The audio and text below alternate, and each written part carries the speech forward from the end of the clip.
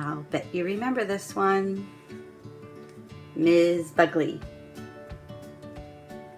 That was probably the first story I ever read to you, or at least one of the first. I always read this on the first or second day of school to my classes for all the years that I have been teaching. Okay, so Ms. Bugley, written by Stephen Cosgrove and illustrated by Charles Reasoner. And for now, let's enjoy Ms. Bugley. Remember how it starts? As you lay on a summer's day in a warm and sunny place, don't look up into the skies. Instead, look down and squint your eyes. Squint them both so very tight that if you wish with all of your might, you'll find the land of more than small. For in this land live bugs, that's all.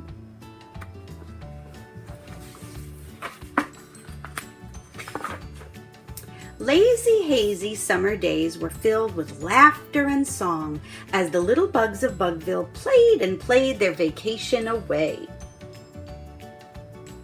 That's what's going to happen to you at summer vacation. There were marvelous games of hide and go seek and games of tag that went on for days and days. In the late summer, a breeze gently blew the bedroom curtains of hundreds of little bugs as they lay sleeping in their tiny bug beds. Suddenly, dreams of ringing laughter were replaced by the ringing of the sunflower bell at the old Buttonwood School. Summer vacation was over. Today was the first day of school. Katy Did, a pretty second grader, was no different from the other little bugs as they got ready for school. She put on her brand new bug jeans and a pretty new blouse. She tied her hair up in ribbons and ran from the house. Her jeans squeaked the special squeak that new jeans do as she jostled and jangled her way with the other bugs to the playground of the old Buttonwood School.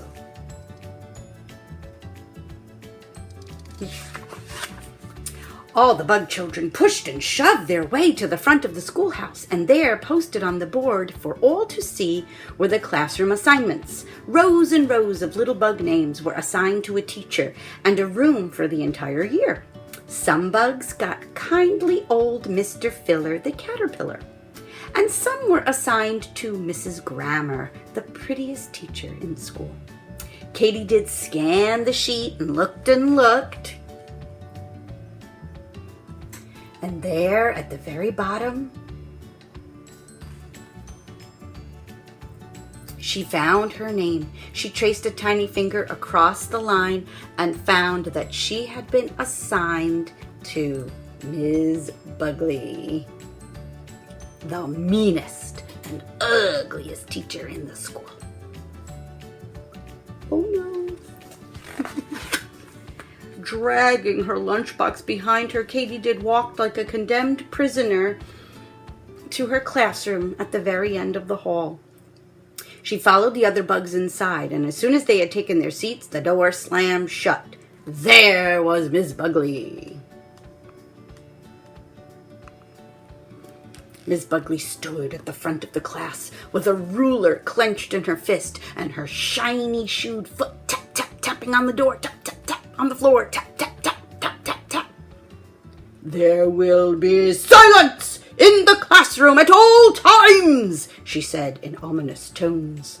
Every little bug has a desk, and every little bug has a chair, and every little bug will sit in that chair at that desk. If you need to speak, raise your hand. Now, are there any questions? She gazed about the room like a tank swiveling to fire, and not surprisingly, not one little bug raised their hand.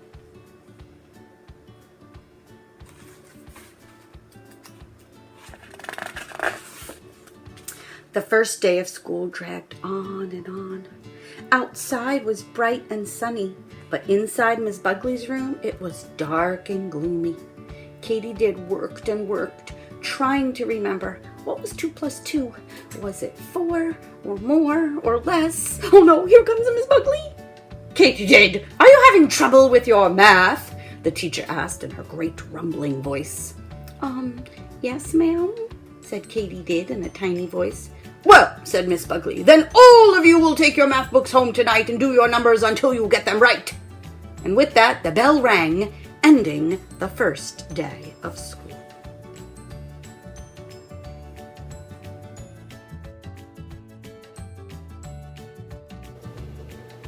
Katy Did and her classmates trudged away from school down the dusty path to their homes, where the gnarled trees grew. Then, while the other bugs rushed out to play, Katy Did went inside and started her homework. She worked and worked on her 2 times 2s and 3 times 3s until she could say them in her sleep, which was fortunate because it was time for bed. There was no time for play.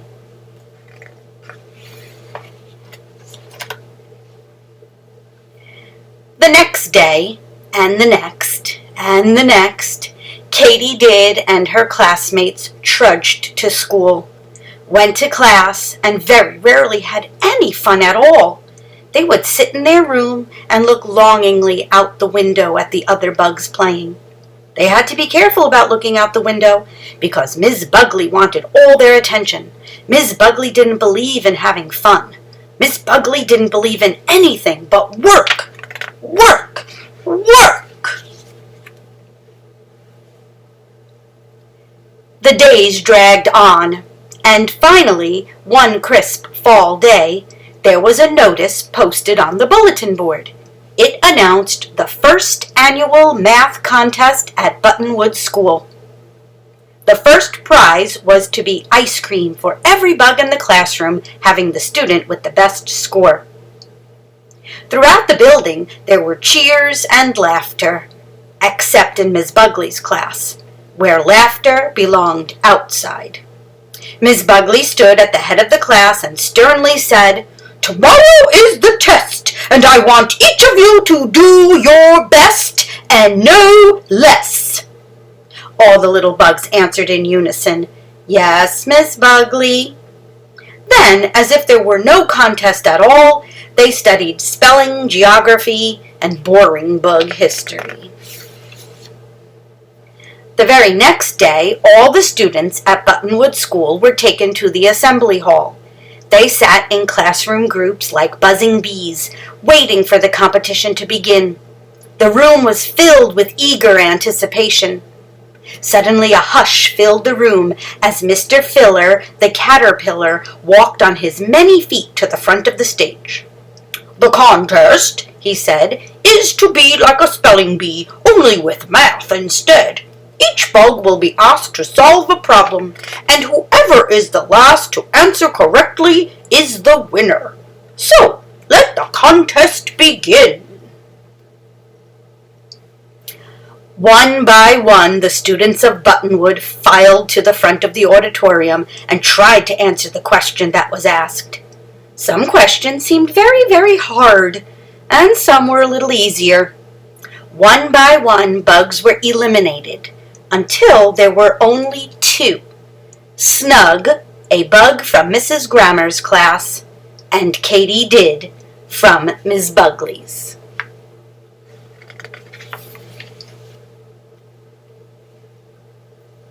"What," Snug was asked by Mr. Filler, "is 2 times 2 divided by 1? Snug knitted his brow and began to count madly on his fingers and toes. He thought, and just before the buzzer went off, he shouted, "4! "That's absolutely correct. Now, Katy Did, what is 3 times 3 divided by 2? Katy Did began to perspire as she worked the problem over and over in her head. "Let's see," she thought nervously. 3 times 3 is 9, and if you divide that by 2, you get a fraction. Oh no, I haven't learned fractions yet." She tried and finally blurted out, 4? No, 5? 4? Oh, "I'm sorry, Katy, but your answer was wrong," said Mr. Filler, and he declared Snug the winner. poor Katy Did stood on the stage all alone, thinking she had let her classmates down, and just knowing that Miss Bugley would be mad as a wet hornet because she had lost. When they got back to their room, much to everyone's surprise, there was Miss Bugley, wearing a silly party hat and putting ice cream on every bug's desk. "Miss Bugley," said Katy, with tears in her eyes, "maybe you didn't hear, but we lost. I couldn't answer the final question." "No, Katy Did, you didn't lose," said a very different Miss Bugley. "You all did your best, and no less.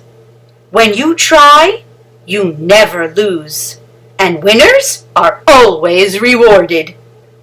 With that, she blew a silly clover whistle, and the best party that there ever was began at Buttonwood School.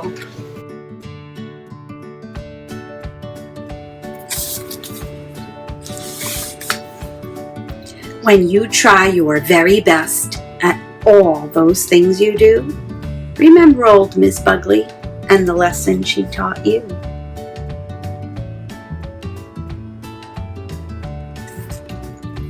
Certainly very important to always try your best. If you're not sure what an answer is, give it a try. Don't leave it blank. Maybe you'll get it right. Okay, so sometimes some of you want to try and write an answer and then you think it might be wrong, so then you want to leave it blank because you don't know or you're not sure. Write down what you think it is. If you're trying to spell a word, write the letters you think are in that word. You might get some of them right, but if you leave it blank, then they're all wrong because the word certainly isn't all blank. And the same thing with your math and your counting and your adding and your subtracting. You're not sure how to make a number? Close your eyes for a minute. Try to picture a number line. Try to picture what that number looks like. And then write down the way you think it might be. And after that, then, whether it's a word or the number, ask a grown-up, a big brother or sister, to look in a book, look in a math book, and see if you can find that number or that word. And see if you got part of it right, a little bit, or maybe it wasn't all the way right, but then you'll learn from that mistake. Copy it over, fix your mistake. Keep trying. Never give up. Never give up. So have some fun. Alrighty? I'll be seeing you again soon.